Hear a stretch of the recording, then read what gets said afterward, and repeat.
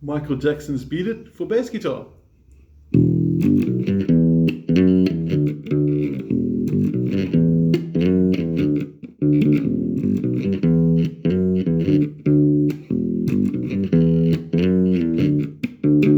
Now that's the basic intro, which is based on an E minor arpeggio. We'll debate about that and discuss it later. And we're also going to show you the tabs, how to play it. And there's a cool sort of verse section which goes, which is really easy to play as well. So this is a really nice sort of fun study. Hope you enjoy it. There are one or two parts we're leaving out. We're just looking at the essence that makes it up to make it an arpeggio study and a nice rhythm study too.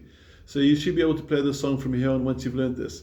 Now we're going to start with focusing on what does our fretting hand do. And I'm also assuming you do have a copy of the PDF in front of you, because you're looking at the intro and chorus riff, which should sound slowly something like this. You'll notice there I slid, and then sometimes in the video I did this. And I intentionally did the two so you can compare the two for yourself and decide which you like. But before we get to that part, let's start at the beginning. You've got an open E string. You can see it vibrating over there. You hear it as well. That's what your E should sound like. And then the next four notes follow through sort of quick in succession. It's going to go 3, 2 on the third string. Then you jump all the way to fret number 5 with the pinky. And then back to fret 2 with the first finger. So you get a nice stretch over here. That's why I like this riff. It opens up your fingers, gets your hand nice and open. Slow motion again, different angle, 2, 3, 4. Okay, hope you got that. Now after that we can see it says a little 2 and a normal size font 4, and there's a little forward slash, which means slide. Now you can choose to slide like this, and you have to jump back to the 2, which is the next bar, or you can just do a hammer-on. And that to me also sounds pretty cool. So I don't really mind if you favor the hammer-on or if you favor the slide. Both are going to sound pretty cool. I'm sure there is one specific way that Michael Jackson's bassist used, but it's very difficult to hear that on the original. So you may choose which you favor. Okay. Now, once you've done that, once you've done the slide or the hammer-on, back to the 2 in the second bar, and then your pinky jumps all the way to fret 5, third string, like that. So here's your first phrase and riff, slow motion. Hammer on. And the second phrase sort of starts the same, but it ends differently. So listen carefully to the ending of it and see if you can pick it up.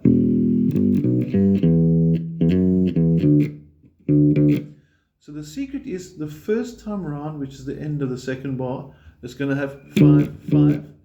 And then the end of the fourth bar is going to have, so it's got 3 5s. So I'm going to play it through again, and you're going to hear it with the double 5. Are you ready? 1, 2, 3, 4.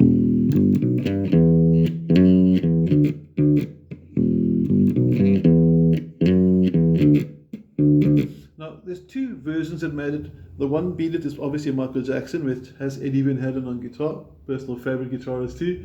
And then the second version is by Fall Out Boy, which I think John Mayer played on, but I could be wrong with that. Somebody knows, they can just drop me a WhatsApp and say it was or wasn't John Mayer. That'd be sweet. Okay, so if you're doing the Michael Jackson version, you leave the last out, and if you're doing the Fall Out Boy, you include the last. Simple as that. Now, when we go to the verse, okay, you're going to see over there is a diagram that shows you E is at fret 7. There's your 7th fret. That's E. You could use open E, but I think for this one over here, the higher E works better because of the D over here. So it's sort of, it's much closer than open and the D there. So I would like to do the E over here at fret 7. I'm using my pinky for that, and I'm using my first finger for the D. Later on in the third line, you go down to C, which is at fret 3. So your notes, E fret 7, D fret 5, C fret 3. Now the rhythm for the verse is written above the diagrams. If you're looking at the bottom half of your PDF file, you'll see it says 1 and 2 and 3 and 4. Then it's got little down arrows. That's just to show you where you're going to be playing. So you're going to go 1 and 2 and 3, And I like using the pinky, so try not to use the first finger, it's moving too much. Get the pinky working. Pinky's normally weak. If we don't exercise the pinky, we don't get a strong pinky, so make the pinky work for us. Also, let's hand movement now. One more time. Notice that there's no playing on the first beat. We play on the and 2. So you come in after the count of 1. 1 and 2 and 3. And then for the D5, your first finger is there now. There's D. This leads into the 1 and 1 and 2. So the first one is after the 1. 1 and 2 and 3, and the other one leads in and 1 and 2. So together we'd have this. Let's play together. 1 and 2 and 3 and 4 and 1 and 2 and 3 and 4 and 1 and 2 and 4 and 1 and 2 and 3 and 4 and 1 and 2 and 3 and C and 1 and 2 and 3 and 4 and 1 and 2. And here we go. Now, before we sign off on this over here, I just want to have a quick view with the picking hands. I'm going to just change focus here quickly.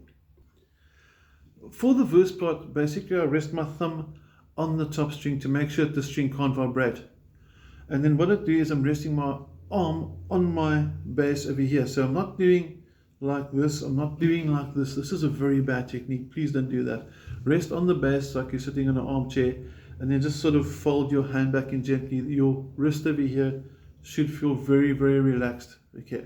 And it's going to sound like this. What's the movements? 1 and 2 and 3 and 4 and 1. 3 and 4 and 1. 3 and 4 and 1. 3 and 4 and 1. Now, when we do the arpeggio, we need to start, remember in the beginning of the song, you can see my thumb lifted there. So as I play that open E, there's the third. When I come down to the 2 on the next string, my thumb then silences. You can see my thumb pushing on the string. My thumb is silencing that string. And when I go to the next one, which is on the third string, 5th fret, the thumb goes down again. So the thumb's function purpose is to ensure that the string above the string we're playing is silenced. And then with a slide or with a hammer on, and then you can see the thumb moving like that the whole way through, and you got it. Okay, watch the slow motion.